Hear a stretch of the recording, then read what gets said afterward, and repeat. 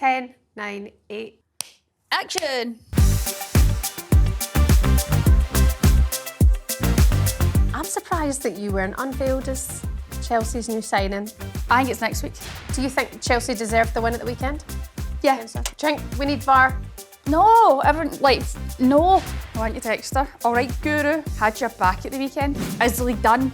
Yes. If Arsenal go on to win the league title this season, I'll get an undercut. I'll get my tits done. Let's go to the next game at the Emirates and ask all of the Arsenal fans if they like you or not. Can we just touch on that 4-2 result and Viviana Miedema's? Imagine that. Beth Mead batters, dejected, rejected. Unemployed Littlejohn. Can't see that, can see that, can't see that.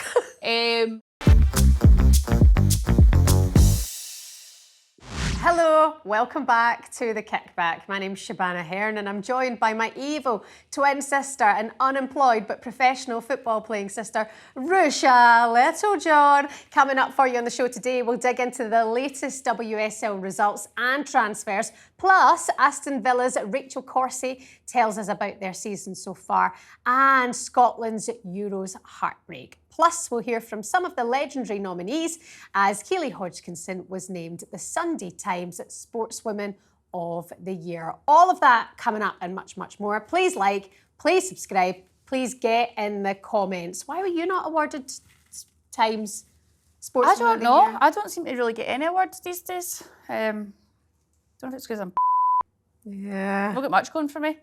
I've not got a job. Can we count this as my job? Or do you Yeah, think it's this a is job. it? It's a job. I'm a full-time podcaster. Getting paid? I'm a Who's full-time paying for it? podcaster now. So That might be the next step, you know. it might be. Have you thought about that? I'm scraping the barrel, so that is it. I might just have to become, but it's going to get awkward. Like, because we've talkSPORT ring me up and they're like, "Oh, we've got a show for you," and it's your show, and you're getting punted out the window. Yeah, maybe. Maybe after this morning I might be getting punted actually. Well, all these things we've got to consider. Yeah. Listen, you are in the shop window. I feel that this is your prime opportunity today to speak like a professional. Don't talk about anything that you normal people don't talk about and just try and behave yourself. Do you know what? I'm really tired. I've got jet lag. I'm shattered. I know you've been up early, but I'm shattered.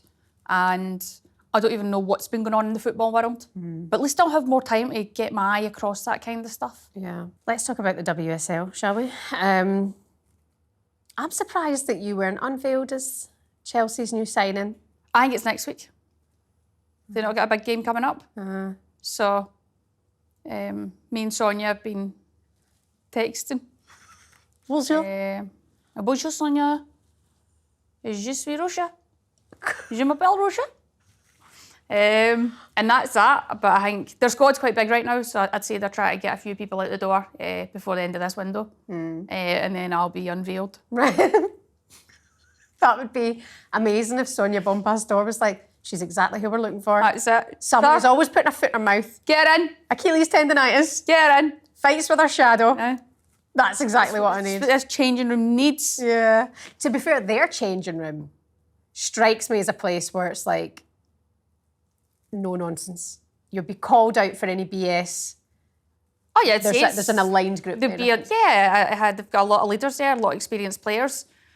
People coming in. If anything, the thing about the Chelsea changing room is how do they keep it so together? There's a lot of big players in there, so you'd think there's big egos, but it seems to be a good environment. But yeah, they must have strong individuals there, like the likes of Millie Bright, Erin Cuthbert, who are like cemented in that Chelsea team and have been there for years.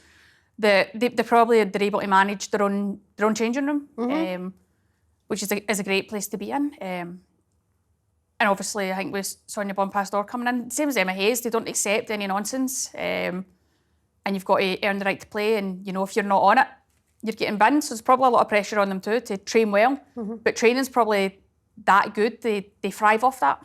I can imagine it. But I'd love to go and watch it. I'd love to go and see what their sessions are like, just to see the. I could do that now, that I've got time.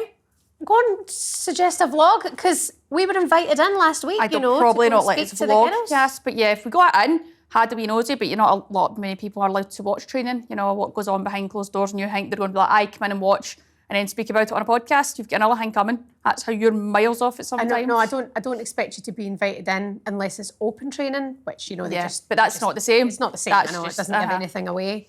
So anyway, look. Have you heard what she trains like? No. Have you heard? No. Okay. I just like to see what it's like, the intensity, the standards, and just what the girls are like when they're at it, you know? Yeah, fair. Do you think Chelsea deserved the win at the weekend? Yeah. Against Arsenal? I think they've done enough to get their foot over the line. Yes, looking back at the penalty incident, there's different... Controversial! There's different angles, and when you see it, it looks like Kim does get a toe to the ball. And then it's like Kim's second leg almost catches Lauren James, so she goes down. Some people might go, it's a bit of a clumsy tackle, it's a bit risky. Does she have to go down? But in the moment, she's made that decision, and she'll be frustrated because she'll be going, no, I've definitely got a toe to that ball first. So, do you think we need VAR? No, I don't think so. We've seen in the men's game what it's like right now, and people are complaining every other week about it. So maybe there has to be an improvement with VAR, and it gets better. Decision making's got to be better. It's got to be clearer. And then when that works well, maybe it gets involved. But I think right now, what is the point? What's the point right now? Because the referee in the game, the Chelsea-Arsenal game, Emily Heaslip, she took a bit of stick online, people saying that she'd had a shocker of a game anyway. But I think I think she called it right in the moment. You're right, when you take it in still shots, which football is not played in still shots, it's played in real time, I definitely was like, that's a penalty. Looking back, you're right, and I admit defeat now, that even in the replays in the game, I was like, it's definitely a penalty. How are we not seeing that? Or how are some people disputing that? But I did have a look and thought, I still can't decide if it's Kim or if it's like a clash in the way of Lauren James, but Kim doesn't get the ball or if Kim just gets I think you can see Kim nicks the ball and it changes the direction, the ball kind of... But it's also a clumsy tackle in the box when Lauren James is in on goal. So it's penalty. But if Kim does touch the ball first, it's not a penalty. She didn't get she did lay on the ball. She actually does. She gets her toe to the ball, so there's an argument there. I'll argue with you if you want. But again, that's the risk you can take down going in the box, and it's one of those. Kim will be frustrated. I think Arsenal will feel very hard done by. But that's football. That's the game. Credit to Lauren James coming on and being direct, doing what she does best, running at people with the ball, and causes a bit of havoc. But you could see the pure joy and togetherness in that Chelsea team. For them, that was huge. That was a massive result. For Arsenal, it's not the end of the world. I don't think it is. They were in a bad place under Rennie. They've been getting some really good results. So now this will be a real test of their character to stick together and sort of bounce back from this and keep trying to get points on the board. Is the league done? Yes. The other day before that game, I was going, oh gosh, I never say that. Oh, gosh. Gosh. Oh my goodness. Goodigans. Me. Arsenal were in with a shout, but Chelsea went and just stretched the gap even more, which is huge for them, especially with a busy calendar coming up. Very much so. Also, Arsenal went down to 10 players in that game, so they're missing then a key player going into the game at the weekend against Manchester City. And this is my slight concern with Arsenal, is that now they're turning into key games of the WSL, having Chelsea and City back-to-back. Yeah. Have they got the medal? Is Rennie the right person? Well, yeah, I think, again, we go back to the players. They've got players in that team that are experienced players. They've been about the game for a long time. They've all got X amount of caps for their countries too. So they're not short of experience. So I think they've going to stand up again. We'd said that under Jonas before. The players have to stand up. They've done that now with the change. They've done that and they've been standing up. Yes, they dropped points at the weekend, but it wasn't a poor Arsenal performance. Again, they probably dominated possession, dominated the ball. Would they like to make more clear-cut chances? Yes. They've got a number of chances, to be fair to them, yeah. So it's not the end of the world right now for Arsenal, but right now the players have got to get back up, get to it. Obviously, there's going to be a wee reshuffling in place, but... Got to use the Champions League. That has to be like... Again, I just don't think they're good enough to go that far. I don't see them winning the Champions League. Within the changing room, I'm sure you've got to have belief in the dressing room. or else what's the point in taking part in certain competitions? But they're not good enough to go all the way in the Champions League. Unless they go, right, let's sack the league off and surrender every other game and we are focusing on these Champions League, maybe, but it doesn't work like that. Would success this season for Arsenal be retaining the Conti Cup again? No, it's not success. We can all pretend that it is. I know as a player, when you win a trophy, you'd be buzzing. But when you look at the squad and the players in that squad, and the wages that the girls are all probably on now, no, they've got to be, if that's what they're demanding, then they've got to be expecting and demanding more of themselves on the pitch. And when it comes to trophies and silverware, they've got to do more. And I don't think any of the girls would say otherwise. I think they'd all agree. I don't think we're saying anything controversial here. I think they would all absolutely agree. I mean, they're not going to win the league title now. I think we could put the money on it. Probably not. I mean, it's not absolutely over, but yeah, let's be honest. Are they winning it? No, of course they're not. Honestly, if you're going to argue that point now... If they do... I'll eat my face. If they do... I'll eat your face. You need to get an undercut. Leave your barnet. Right, if Arsenal go on to win the league title this season, I'll get an undercut. What is an undercut? Shaved under here. You're committed to that. Let's shake.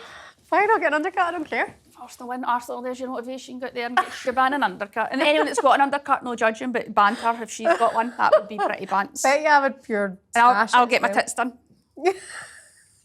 So... You should be getting them done even if Arsenal win everything. Little guys. These puppies. These little guys. Listen, you're right. I mean, they could go on and win the title. I doubt that they will. I think if they win the FA Cup and they win the Conti Cup and they go on a decent run in the Champions League, then great. I think right now the league is kind of surrendered. I think if Arsenal could win an FA Cup and a Conti Cup, I think that looks a bit different. That shows that they've got... Yeah, two of the domestic trophies. They've got character and they're ready to crack on a bit. I think that would be massive for them. That would be a bit of a statement. But again, it's not where they want to be. The league's where they want to be. Obviously, if they could go on a good run in the Champions League, fine. But again, we talk on it. Unless they're going to bring a few more players through the door by the end of this January window, I don't think they're able to do it.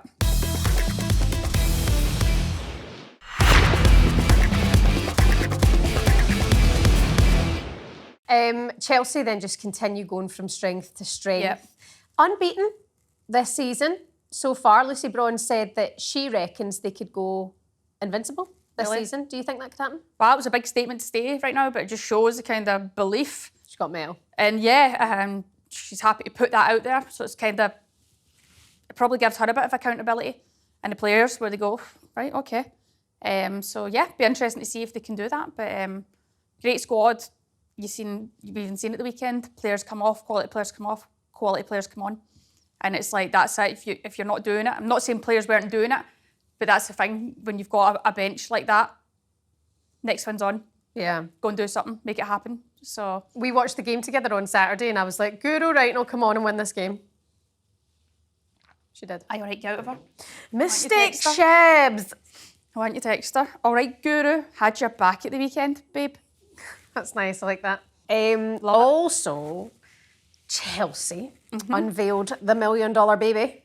That's right. God, we were talking and we're missing all that information out, eh? Yeah, mental. Uma Gurav. Wow, San Diego Wave.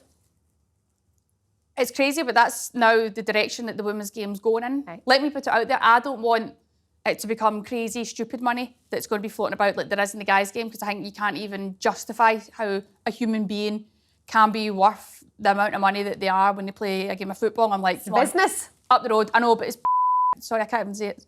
It's not on, especially when there's so much poverty in the world. And we're saying, oh, that's a player that plays football and they're worth that amount of money. Nonsense. Come on, we're losing sight of reality here. But for Naomi Gurav to come in at Chelsea, it's a huge statement. Intrigued to see how she'll do playing in WSL. Obviously, Emma Hayes really rates her, speaks very highly of her. So let's watch this space. Interesting to see though, now with obviously Emma Hayes being in charge of the US national team, is she definitely encouraging players to come over to the WSL? I wonder, is she bothered about that? Has she had that chat with them? And then you're hearing rumours about Trinity Rodman maybe coming over this way too. And I'm sure there was another name floating about. So was it Mal Swanson didn't report for training? What? Mal Swanson, I'm sure, didn't report for training. She was in the jail? Was it Swanson? She's not. She was not in the jail? Was she not? No. Never know. No. But yeah, I do wonder that about, and I mean, don't get me wrong, I love seeing the Americans in the league here, and I just think the WSL is going from strength to strength. Obviously, money going one way, but do you think, like Trevor Francis, 1979 was the first men's £1 million transfer, played for Birmingham, he went to Nottingham Forest, and that was like the start of then like record transfer, and it just went on and on and on, and still does in these windows. Who was the most recent one? It must have been Caicedo or Enzo Fernandez. Was he what? Enzo Fernandez, I'm sure, was 115 million maybe to Chelsea. So I want to say maybe he's the most expensive player. If I'm wrong about that, jump in the comments. But when you have a record women's transfer, what does it signify for where the women's game's going? I mean, to me, it doesn't really. I don't know. Just there's more investment. There's I'm more just money. like, yeah, it's going in the direction now where people are on board. People know it's a business, and it's one of the fastest growing sports on the planet. So it's only going in one direction. But like I said earlier, I don't want it to go crazy like the guys' game, because you just can't justify that kind of money for a person, an individual. It's mental. But I think if we could cap it, I know, God, there'll be people absolutely going mental at this, especially agents and stuff. But I just think that money becomes mental. And how many players, really, if you look at the guys' game, how many players have really actually excelled with that price tag on their heads? We're humans, we're footballers. Grealish, Caicedo was another one. You know, the numbers that they went to, you know, their clubs to Chelsea and Man City respectively. Yeah, they've struggled to live up to the price tag that they didn't put on their own heads. Yeah. You know, they were just doing what they love. It's crazy numbers. It doesn't make sense to me, but that's my opinion. It's business gone wild. But speaking of Chelsea's win, we allowed producer Bo out of her cage madness and reporter Uma Gurav loose at Stamford Bridge at the weekend to see that unveiling of Naomi Gurma. And here's what they got up to.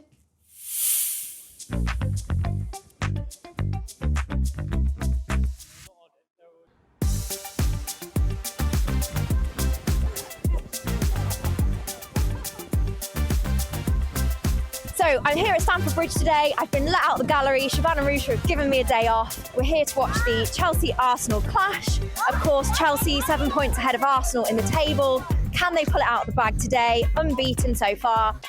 Let's go. Hang on a second though, Bo. Arsenal are also unbeaten under their new permanent manager, Rene Slagers. They're looking to close the gap on Chelsea at the top of the table and keep themselves in the title race. Three guesses who I'm supporting here today. Okay, Bo, what's our predictions? I'm thinking it's going to be a close one. I'm thinking 3-2 to Chelsea. What about you? What are you thinking? 4-0, Arsenal. You heard it here first. Oh my God! We're here supporting Arsenal. What do you reckon? I think it's going to be like 3-2 like to Arsenal, but like on the end, like very like, so maybe like 80th to 90th minute, I think we're going to get a score. I reckon it's going to be 2-1, and I reckon it's going to be Arsenal right last minute, or it's going to be a 1-1 draw. But I really, really want to come home with the 3 points. So. I'm here supporting Arsenal, and I think 2-1 to Arsenal. I'm supporting Chelsea and I think 4-1 to Chelsea. I'm here for Chelsea and I think 2-1 to Chelsea. So I'm here supporting Chelsea and I reckon they're going to win 2-1, 1-1 first half, and then we're going to get last minute to win the game. I'm supporting Aggie and my score prediction's 3-1 to Chelsea. I'm supporting Chelsea and my score prediction is 3-2 Chelsea. I'm supporting Ashley and the score is going to be 3-2. Unfortunately, my score prediction was significantly off. I think that 4-0 win was a pipe dream, I think, but obviously 1-0 to Chelsea. How are you feeling? I'll tell you what annoyed me most about that game is, I think, I was saying this to you in the middle of the game, I feel like actually on the balance of it, Arsenal were the better team. Do you think they deserved to have something out of that game? Possibly even win it. I think they'll be annoyed they didn't take some of those chances, particularly Alessia Russo. I think she should have put one away really early on in the first half. And it's just annoying that it's one moment of defensive weakness, you just switch off and then suddenly that's it. That's the title gone, I feel like. So yeah, it's annoying that it's been one like that. But I think for me, both teams played well. Chelsea was strong throughout. I think there was moments where I saw like their focus slip a little bit, and I thought there were moments when Arsenal could have easily put one past them. It just didn't happen. But I think it's hard because I think on the whole they were very well matched, and a few months ago, like, we wouldn't have seen that performance from Arsenal. So yeah, they're going to be feeling very sore, I think. So yeah, it was. The rivalry is strong again. Yeah. Happy to see Renee say it's like they put up a challenge and talking about past it. Obviously, great to see she's, even though I hate Chelsea. She is smashing it. She's smashing it. But yeah. Yeah. Next time, maybe. Yeah, next time maybe we'll see that 4-0. That 4-0 that you won. Love a match vlog. We need to do a vlog again. We've not done a vlog together in ages. Do you know what? That's something I've said this year. I'm going to commit to smashing out a few more vlogs. Know what you were thinking I was going to say, but I'll smash out a few more vlogs. Just me, myself, cutting about London and stuff like that. See, the thing is, if you go to the Emirates, I've got a feeling you're not going to be received well. I think that would be good content, though. I think some people would be all right with me, and some people would be like, "Get out of here! You don't belong here!" That'd be funny though. Fans were coming at me, charging at me. I'm like, I think this is a good idea for content. Let's go to the next game at the Emirates and ask all of the Arsenal fans if they like you or not. Right. Just get really honest assessments. Right. I'm fine with that. That's. I'm okay with that. Does it bother you when you see people like slag you off online? Not really. I just think, Love that you just yawned at that. No, to be honest, no. I'm like, people are entitled to their own opinions. But I'm sometimes like, did I in your dinner? No. So what's your problem? You're allowed to have a wee bit of banter in this world. Yeah, this is true. But look, leave them to it. Leave them to it. Someone said, if you're not going to ask them for advice, don't take their opinion of you. I was like, okay. I'm like, if I don't know them by full name, they're not in my phone book, and I'm not mates with them, who gives a monkeys? Yeah, who gives a monkey's uncle? You know? Let's talk about your former club, Aston Villa, because there's been a little bit of an upturn in form since DePau left. Sean Goater came in as the interim manager. Results changed and they were beaten, unfortunately, at the weekend, 4-2 by Manchester City, but the new manager's coming in this week. Do you think that Natalia Arroyo can turn it around for Villa? I don't see why not. They're going now with changing the style. I think when you look at the Aston Villa squad, there's good players within that team and within the squad. And they've been in the league long enough now that they can be pushing up table and doing better. I think their highest finish was 5th under Carla Ward. Honey, were you part of that team? I would have been, Outstanding. Honestly. And now are they going for a more different style of play? We've seen the kind of Dutch style. It didn't really work out. Maybe that was management style. And now you're seeing a female coming in, a Spanish female. So right away I'm going, there's going to be a bit of a Spanish way here. They're going to be more focusing on probably possession and high possession. So it'll be interesting to see if they're able to pull that out. But if you look at the players in the squad, you're going, okay, they should be able to do it. So I'm looking forward to seeing a few more of the games to see how they... Obviously, it'll take a bit of time. And I think Villa know that as a club, it's not going to be a quick fix or an overnight success. And it's going to take time, and you're going to need to give new managers time to implement their style, get players on board. We've seen Kenza Daly leave to take on a new challenge. But there's other players in that squad now that are going to be looking to step up and impress the new manager. So, can we just touch on that 4-2 result and Viviana Miedema's? That was beautiful. Just even the way she takes the turn, her back's kind of goal, and she knows what she's doing. She turns to open up, shifts the ball, and then just bends it. Side net and top bins, absolutely beautiful. You love to see it. You absolutely love to see it. Why do you love to see it so much? Obviously, I think because there's a player like Viv, and then she's had a few injuries, and then you've got people out there, like everyone knows Viv's great quality, and then you've got other people wanting to be like, injured now and stuff like that. And I'm like, behave. Class is permanent, and she showed that. She moves teams. She has to leave Arsenal and go to Man City, new challenge. And I don't think she's probably been given enough credit because she hasn't been fully fit, and she might have had wee niggles here and there, and she's still banging in goals.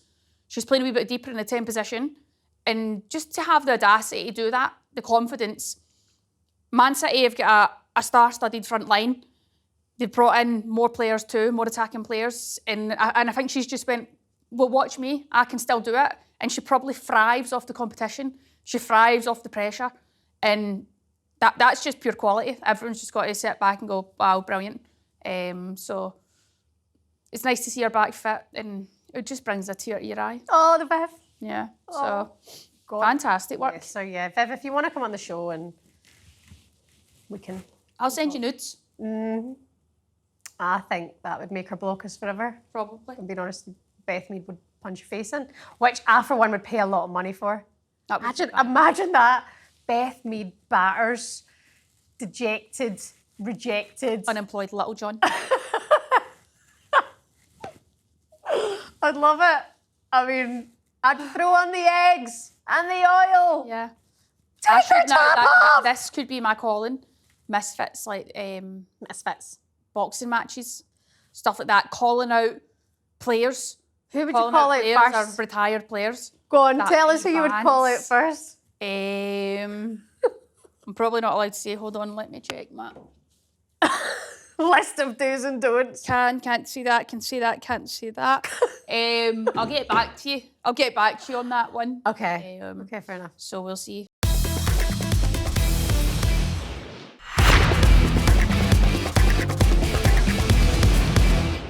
Somebody who you might call out for a bit of fun is your old teammate at Aston Villa, Rachel Corsie. She joined me yesterday to talk about their new head coach coming in and the heartbreak from Scotland not qualifying for the Euros.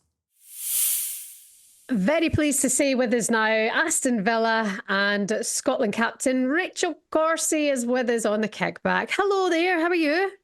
Hello, Shebahn. I'm good. How are you? It's lovely to see you. Nice to see you. I'm liking the mood, the vibe. I'm liking the beams in the background here behind you. How's life in Birmingham? It's fine. It's fine. I think that's like the You've not Scottish sold answer, it. isn't it? it's the Scottish answer. How are you? Fine. Yeah, we all just say fine. No, do you know what? Today I was back actually on the grass today. My boots were on, which was a nice feeling. So things are fine. Yeah, things are going.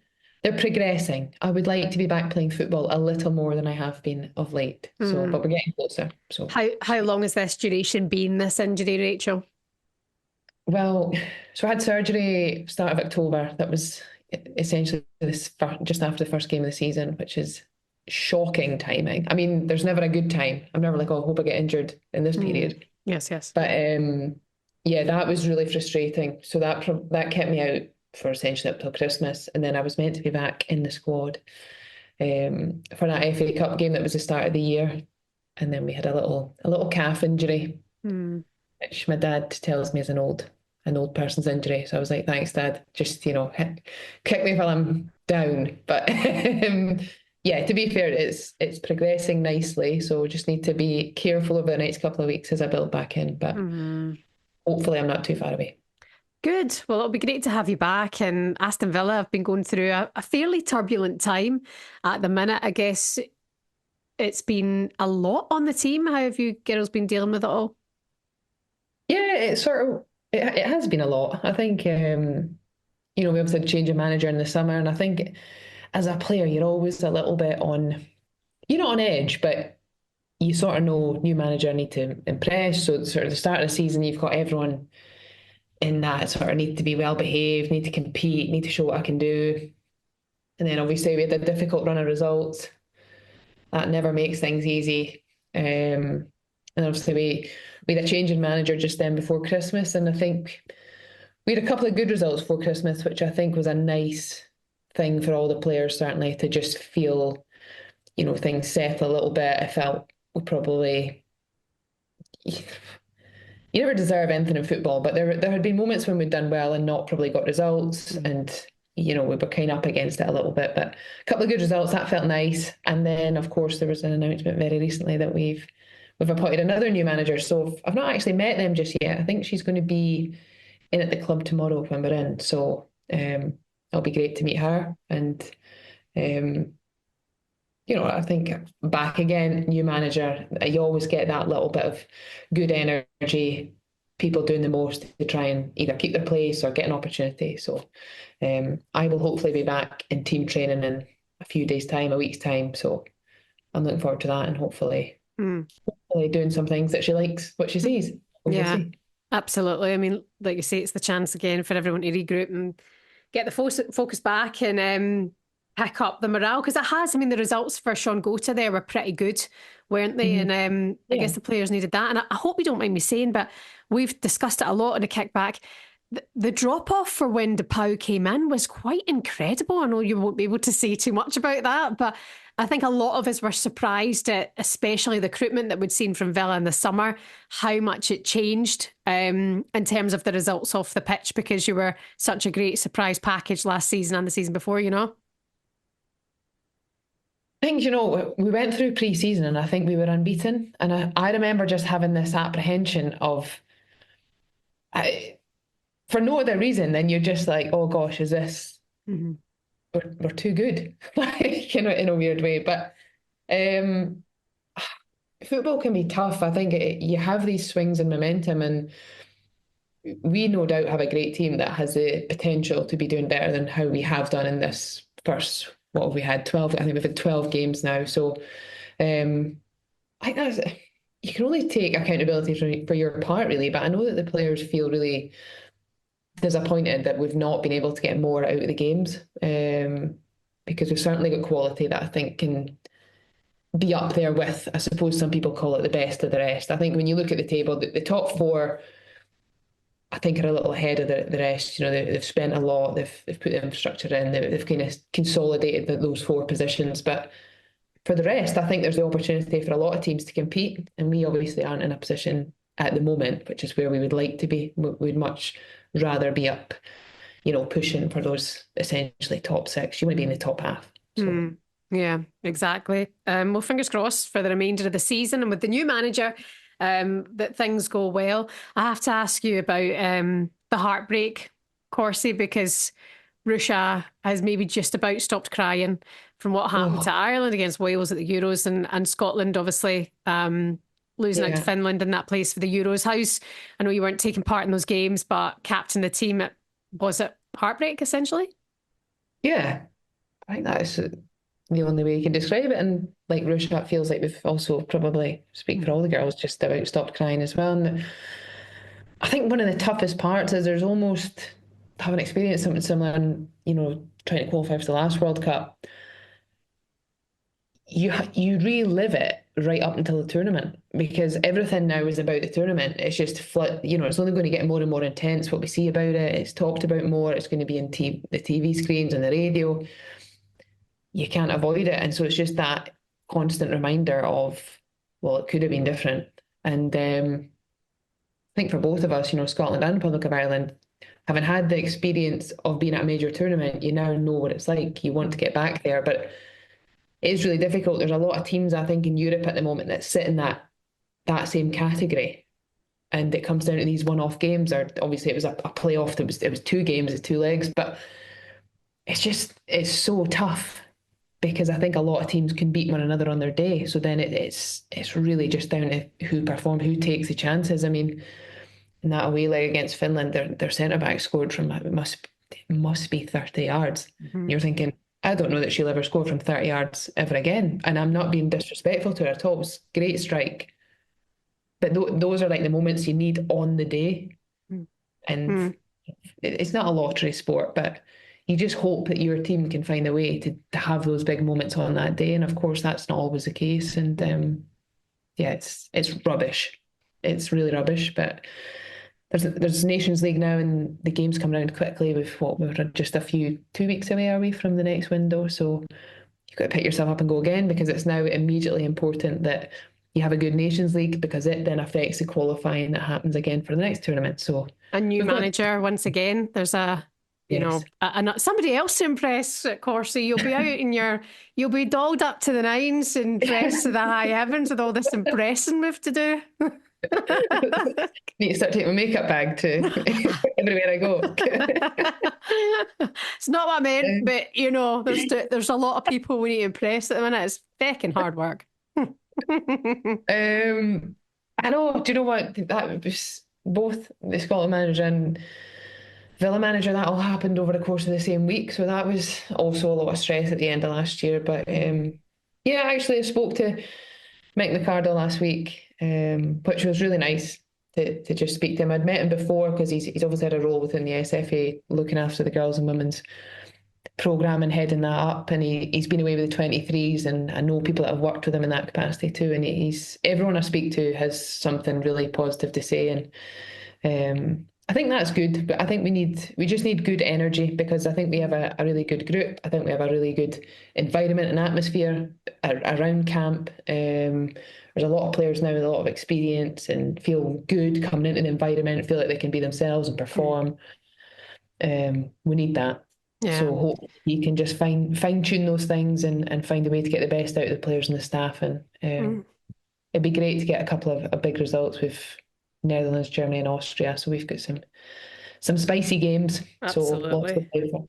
Absolutely. Listen, I just feel that also when I was up in Glasgow the couple of days before the second leg of the playoff, considering that the second leg the girls played exceptionally well, it's like Scotland also need that major tournament again to progress with the fan base, to move that up a next level. You know what it's like playing down in England.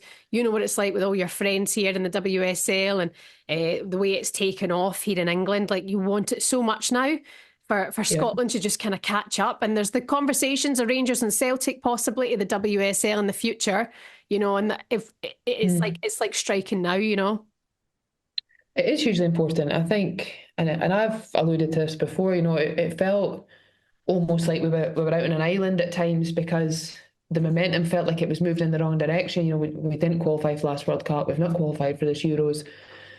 We missed the Euros before that. Like, that's 3 in a row that just feels like a letdown. And naturally, we are both football fans. We started loving football because we're fans, and you know what it's like when the teams when teams do well, you want to be at every game you can possibly get a ticket for. And when the team's not doing so well, other things start to just be appealing too. So, I think for Scotland, we need to have a run of results that draws everyone back in. And I know then the trickle-down effect it has on girls and women who like sport, who like football.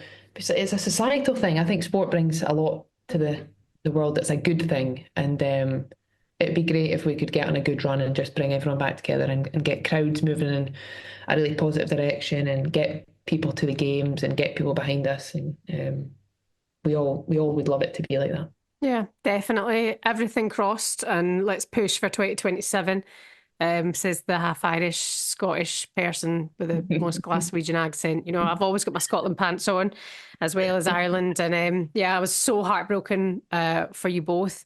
Just finally, Rachel, before I let you go and continue living your life, how are you finding the WSL this season, and who do you think is going to win it? I mean, Chelsea just seem relentless. It's over, isn't it? The title race is over. Cheers. Happy January, everyone. Title race is over. It's going to be really tough to catch them. I think they're very, very impressive. And even just the result of the weekend against Arsenal, I think I didn't see all the game, but it just felt like a very Chelsea performance. I thought they were good in large spells, but like, Chelsea win 1-0. Like, of course they did. It could have gone either way.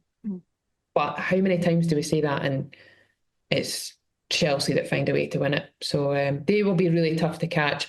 I would say, though, I think Man United feel like they've got some good form. I've seen a lot of them recently, and I think that probably deserves some credit to just see them getting some good results. But it's going to be tough. I mean, Champions League is going to be tough. Like, one of those teams is going to miss out in Champions League, and they all probably feel there's a lot of pressure to get it. Yeah. So it's really, I think the WSL's in a really good place. I think a lot of teams are doing a lot of good things. So I'm loving it. All right. Other than I'm not able to play, but I'm loving it. Yes, it's a slight problem, but we'll be back there soon. Listen, you keep impressing. You impress me all the time. And enjoy being back to it. God bless you. And if you could put in a word to the new manager for your mate Ruesha, I mean, she's currently available, looking for, I think, her 48th club, we think. So if you want to just nudge, Achilles injured ridden. Well, this wouldn't even be a new club for Ruesha because she's been here, so it would just be like a welcome back. It's like a return. So you're like, yeah, I'll put a word in. No, Corsie, I honestly, look, Ruesha will tell you our link up. Whenever you're in the same team, small-sided, couldn't get near us. Oh my gosh. I'd just love to see that again. Honestly, I need to go put her in the bath now and put her to bed because she's my third child and, you know, she's a basket case at the minute. So I'll see you soon, Rachel Corsie from Villa in Scotland. Thank you very much for your time and for coming on the Kickback. We'll see you soon. Thanks, Shebahn.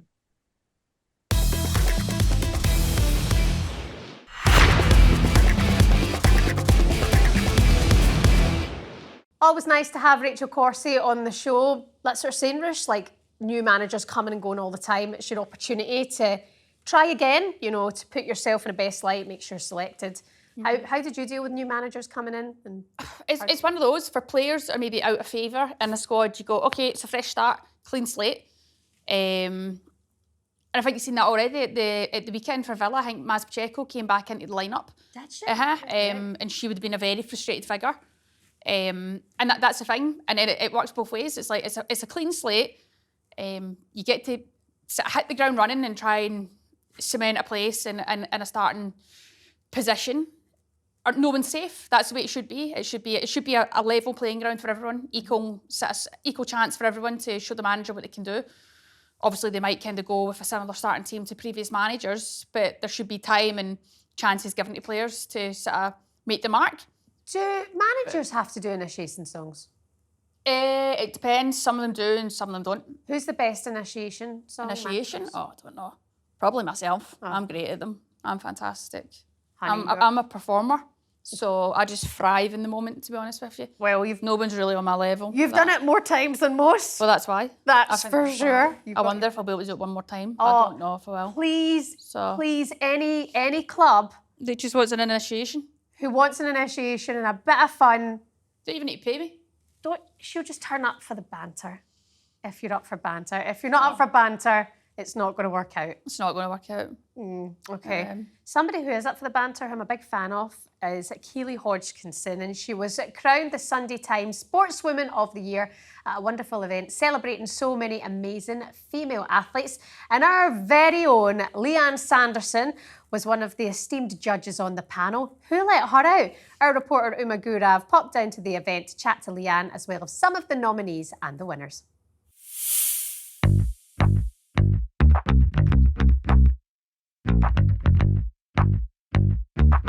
Usually, on the flip side, I'm up for the awards, usually, but I think it's a real honour to be asked to be a judge because I feel like it means I've got a little bit older. Do you know what I mean? When I think of judges, I think about you've grown.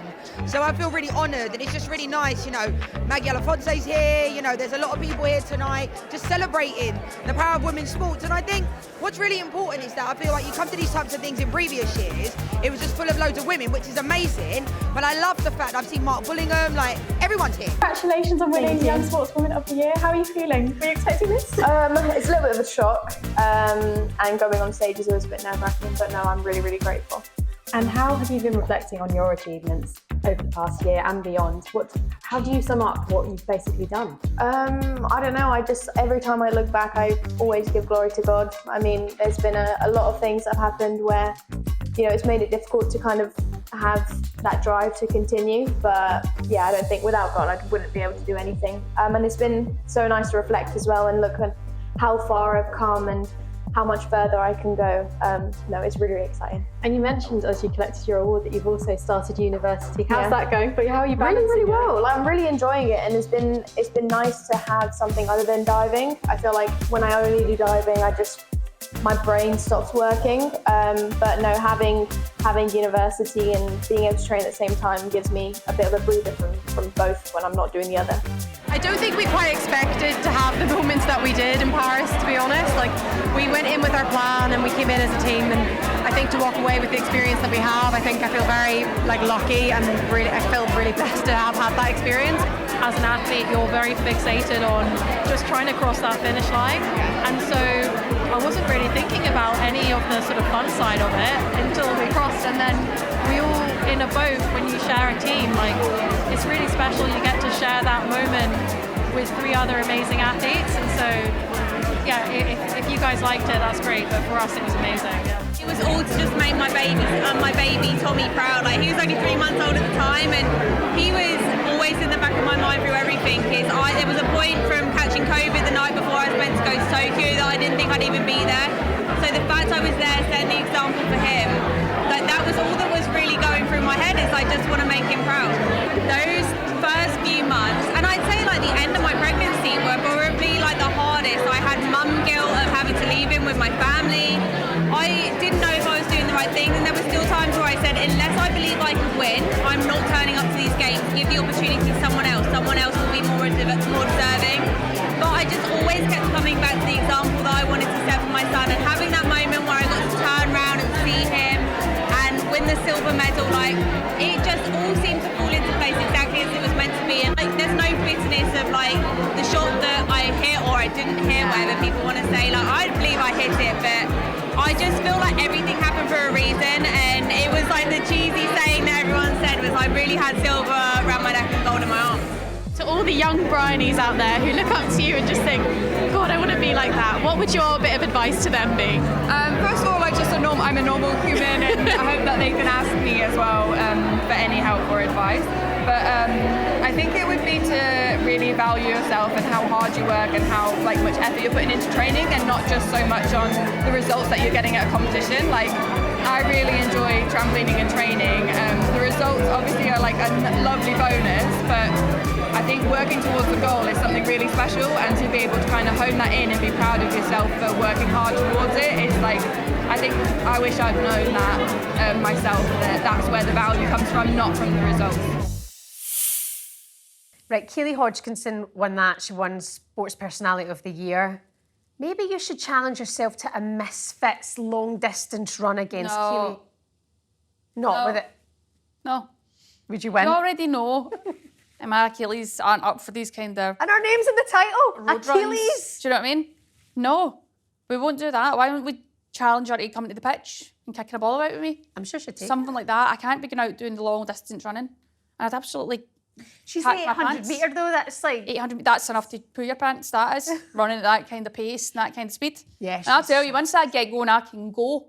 I just don't want to put myself under that unnecessary pressure and strain. I don't need that. Achilles tendonitis doesn't need that either. No, it doesn't help. Hopefully next week we'll have some news about Ruesha's career. Hopefully. For now, it's looking a little bit bleak. Till then, don't get arrested, don't get in trouble, don't get any fights. We love you, stay well. And stay focused up here, because the power of the mind, my loves, that's it, is what will see you through these dark, dark days. Rue, like, subscribe, leave a message, get in the comments. Rush, we'll see you next week, hopefully, unless you die. And see you again soon. Take care, bye.